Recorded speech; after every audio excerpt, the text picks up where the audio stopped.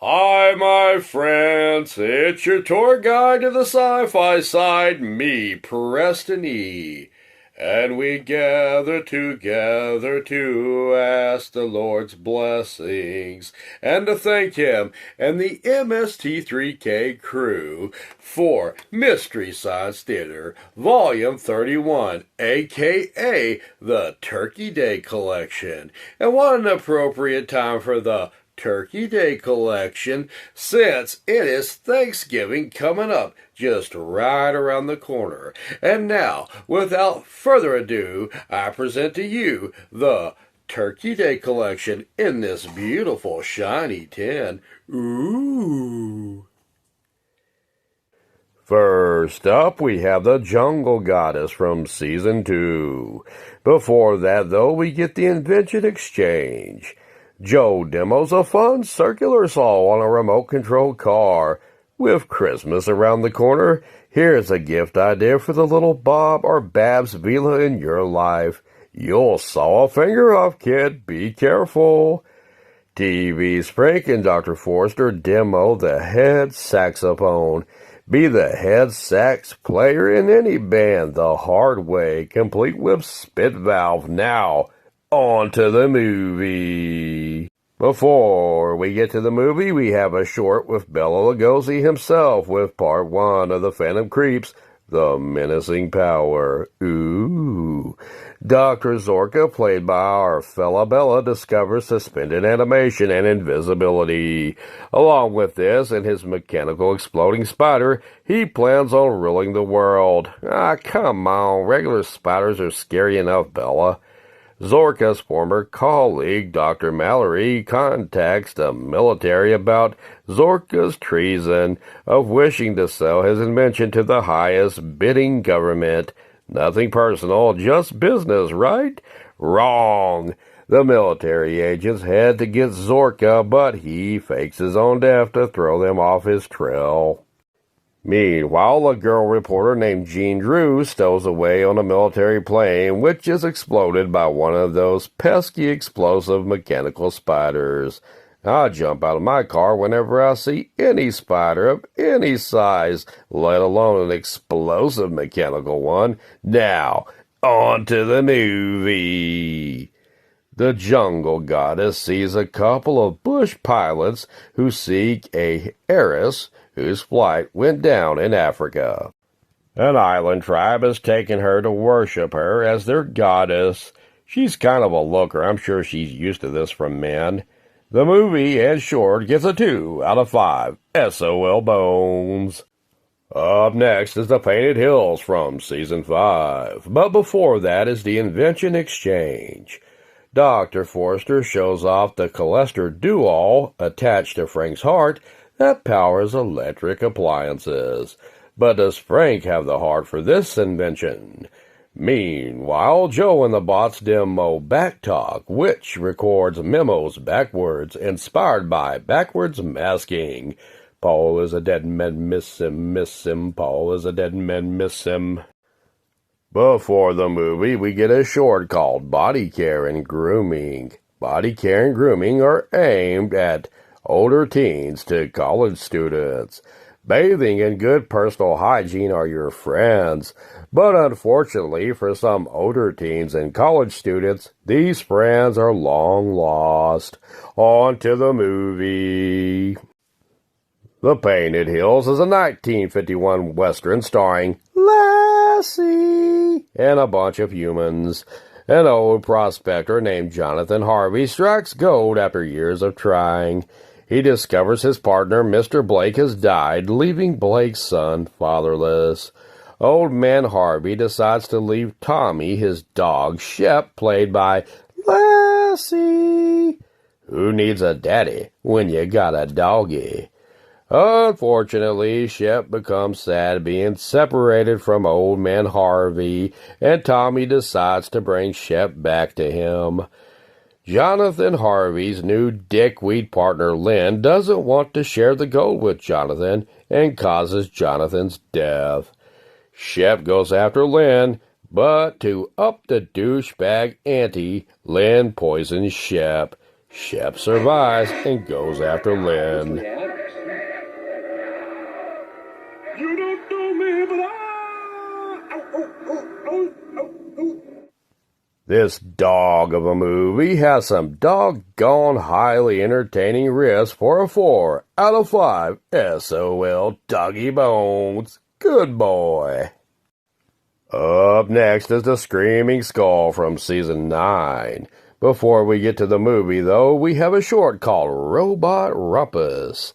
This short sees Gumby using his toy robots to do his chores. The robots go berserk, though, and start wrecking the house and the property. Gumby's mama, calls her husband Gumbo to deal with it.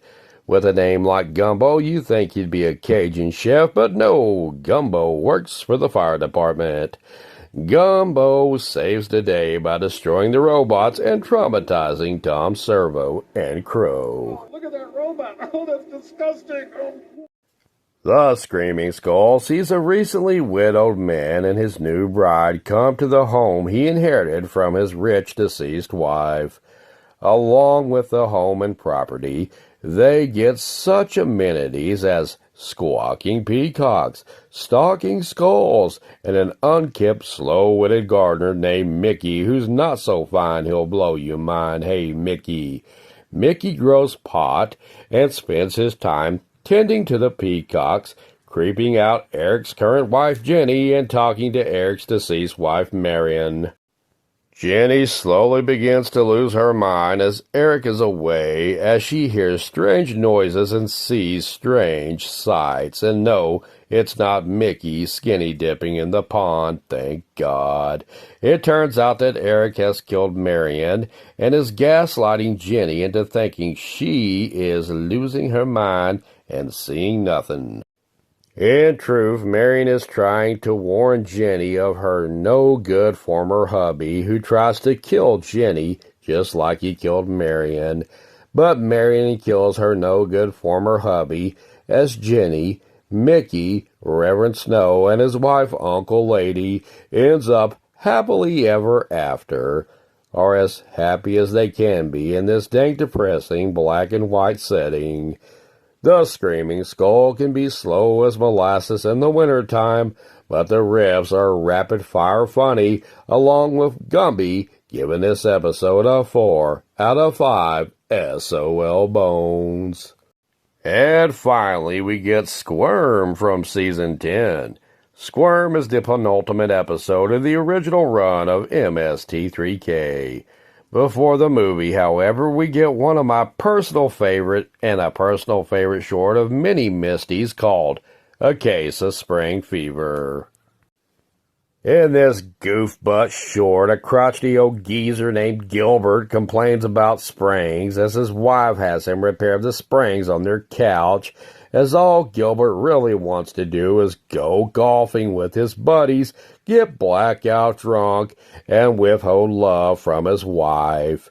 His wish of no springs springs forth, and also springs forth the hell-spawn sprite known as Coily.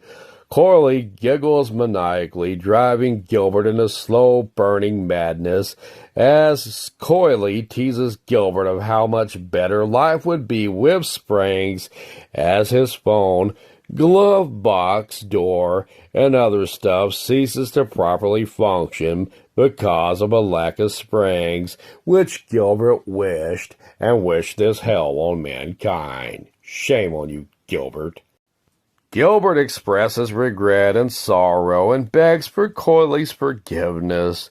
Coily returns springs, and now Gilbert alienates his golfing buddies with spreading the good news of springs in his newfound cultish beliefs and his fear of Coily, the evil spring sprite.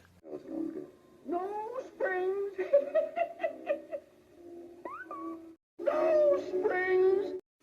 No springs. Mommy, get the swatter. Hey! The door! I own your ass, fat boy. Get back here.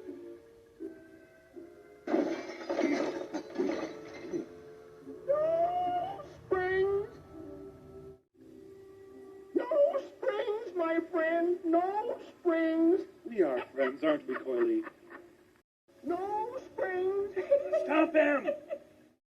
And now, on to the movie. The movie is called Squirm. Well, I don't know why, but okay.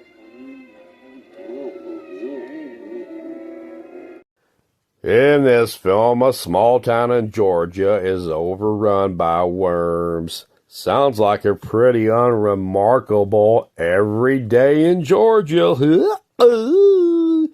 The worms come to be after a power line lands in mud after a storm and electrifies the worms. The worms run berserk at the first self-righteous church. No, wait, that's the Mississippi squirrel. Never mind. There is a pretty revolting makeup job in this movie, however, that is pretty good, by the worms burrowing into Roger's face. Leonard Maltin called the movie above average and praised its shocking build. Shocking? I get it, because of the worms getting electrified. Good one, Leonard, whether you meant to or not. The director of the movie, Jeff Lieberman, was angered by the episode and wrote an angry email disapproving of the riff treatment of his movie. He even called the crew of Mystery Science Theater 3000 a bunch of idiots. But these are our idiots, and I feel their riffs make a bad movie good, and a good movie even greater.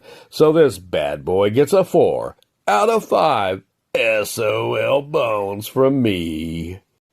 Sissy Spacek look-alike, Mackenzie Phillips look-alike, Peter Scolari look-alike, also star. I don't know, I actually think it's kind of an improvement from what he originally looked like. What say you? Mystery Science Theater Volume 31, a.k.a. the Turkey Day Collection, gets a 14 out of 20 SOL turkey bones. Well, that about does it for me. Thank you so much for watching, and please like, sub, and share. Enjoy that Thanksgiving, and for goodness sakes, please don't take Coily off. I'm out of here. You'll be the first to die.